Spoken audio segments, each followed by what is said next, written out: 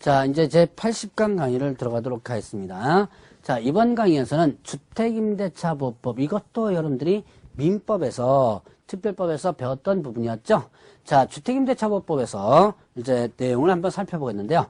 자, 주택임대차보호법 적용 범위가 있습니다. 적용 범위는, 자, 주거용 건물의 전부 또는 일부의 임대차에 대해서 관해 적용한다. 주거용 건물에 있어서 전부 또는 일부라는데, 자, 일부라고 하는 부분은요, 자, 주거용이 전체적으로 사용하는 부분에서 일부가 주거 외의 목적으로 사용해도 일단은 적용이 된다 이렇게 합니다. 근데 일부는 아주 조그만 일부가 아니라 전체가 주거용으로 사용하고 있는데 그 일부, 아주 조그만 일부가 다른 용도로 사용될 때 그것도 적용된다라고 볼 수 있는 거예요. 자, 그러면 임차주택의 일부가 주거 외의 목적으로 사용되는 경우에도 적용되는 부분이고요. 자, 그러면 이때 국민주택기금을 재원으로 하여 저소득층의 무주택자에게 주거생활의 안정을 목적으로 전세 임대주택을 지원하는 법인 있죠. 자, 이때 토지주택공사와 지방공사도 적용됩니다. 자, 여러분들이 이런 그 법인들, 여러분들 뭐 가장 대표적으로 SH공사, 서울 공사 있죠? 이런 SH공사라든가 이런 그 지방공사들이 있습니다. 그런 지방공사들, 임대아파트 운영하죠? 자, 그런 공사들도 마찬가지로 적용하고요. 자, 그 다음에 또 이런 게 있어요. 지방공사, 토지주택공사와 관련된 부분에서 보면, 이 법인들이 토지주택공사나 지방공사 같은 경우는 이 저소득층에 대한 전세 임대주택을 지원한다. 이렇게 됐습니다. 이게, 뭐냐면, 여러분들이 텔레비전에 요즘도 나오는 것 같은데요. 동행이라는 프로그램이 있을 거예요. 거기 보면 집이 없어가지고 거의 쫓겨나다시피 하는 그런 부분이 이제 방송에 한번 나오죠. 그러면 이 사람들에게 아주 저렴하게 그 전세 임대주택을 어떤 공사가 이제 알선해 주는 거예요. 소개시켜 주는데, 근데 이제 이때, 이게, 소위 말하는 뭐냐면, 자, 적자 임대차 사업이에요. 그러니까, 자, 임대인과는 예를 들어서 5천만 원에 정상적으로 임대차를 한 다음에, 자, 다시 임차인에게 예를 들어서 500만 원만 받고 임대차를 하는 이런 부분들, 이런 사업을 지금 하고 있거든요. 자, 그래서 이런 토지주택공사나 지방공사, 이것도 일단은 적용된다. 자, 그 다음에 또 중소기업기본법에 따른, 자, 중소기업기본법에 따른 중소기업에 해당하는 법인이 소속 직원의 주거용으로 주택을 임차한 후에 그 법인이 선정한 직원이 해당 주택을 인도받고 주민등록을 마쳤을 때 적용된다 아닙니다. 자, 그러면 중소기업기본법에 의한 중소기업이 직원을 뭘 하는 거예요? 기숙사 용도로다가 일단 주택을 임차한 다음에 거기다 직원을 들인 거예요. 근데 일반적으로, 자, 일반 법인이요, 기숙사 용도로 법인이 임대차를 한 다음에 그 다음에 그 직원이 들어가서 임차인으로서 산다면, 자, 이 주택임대차보호법의 목적이 뭐냐? 집 없는 서민들을 위한 거예요. 그런데 법인이, 회사가 기숙사 용도로 일단은 집을 임대차해가지고 거기서 직원이 살고 있다. 그거는 법인이라고 한다면 어떻게 돼요? 일반 회사는 집 없는 서민이 아니죠. 그렇기 때문에, 자, 이거는 적용되지 않았었어요. 그런데 중소기업 같은 경우는 기숙사를 짓지 못하는 거죠.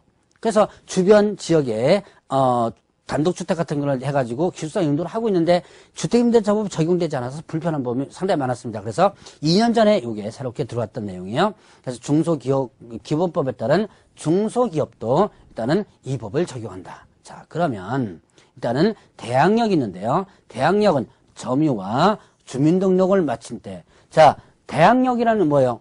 대항할 수 있다. 누구한테 대항할 수 있는 거예요? 제3자에게 대항할 수 있는 거죠. 자, 집이 팔렸습니다. 자, 집이 팔렸으면 새로운 집주인이 나오죠. 새로운 집주인이 어떻게 한 거예요? 야, 내가 이제 새로운 집주인이니까 너 나가라. 라고 할 수 있겠죠? 바로 그때 나는 못 나가겠다라고 정당하게 대항할 수 있는 것이 바로 대항력이라는 거죠.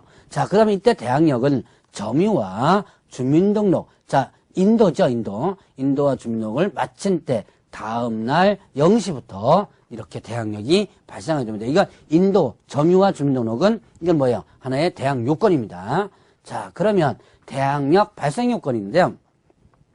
대항력과 관련된 판례는 상당히 많습니다. 많은데 제가 간단한 건 몇 개만 일단 설명했고 나머지는 여러분들이 민법에서 주로 이런 판례 부분들이 배우니까 민법에서 더 보충을 해보시기 바랍니다. 자, 다가구 주택의 경우는 집원까지만, 다가구 주택은요 집원까지 전입신고는 해도 되지만 다세대 주택의 경우에는 뭐다? 동호수까지, 집원에다가 동호수까지 이렇게 했어요. 자, 다가구 주택 같은 건 어떻게 돼요? 소유자가 한 사람이죠. 그 다음에 여러 가구가 사는 거예요. 그러니까 소유자가 한 사람이니까 집원까지만 해도 되는 겁니다. 그런데 다세대 주택 같은 경우는 건물 한 동에 소유자가 A, B, C, D 각각이에요. 그래서 집원까지만 하면 이 건물 안에 어느 누구네 집에 사는지를 모르죠. 그래서 동호수까지를 정확하게 기재하라고 되어 있습니다. 자, 그러면 전입신고 시 집원을 임차인이 잘못 기재하여 후에 수정한 경우라면 수정한 날에 다음 날부터 발생을 하고요. 자, 그 다음에 주민등록은 그 가족 주민등록으로도 가능하다 이렇게 됐어요.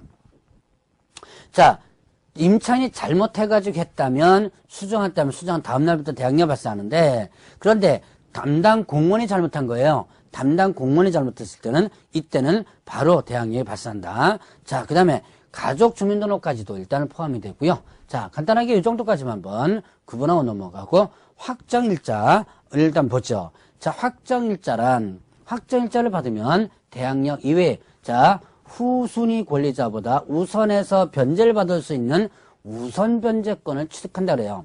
확정일자를 받는다. 그럼 나 외 내가 자 확정일자를 이거는 결국은 어떻게 된다? 순위가 어떻게 된 거예요? 확정되는 능력을 갖죠. 그래서 나보다 뒷순위보다 먼저 변제를 받는 경매나 공매 시에 먼저 변제받는 우선 변제권을 만들어주는 거예요.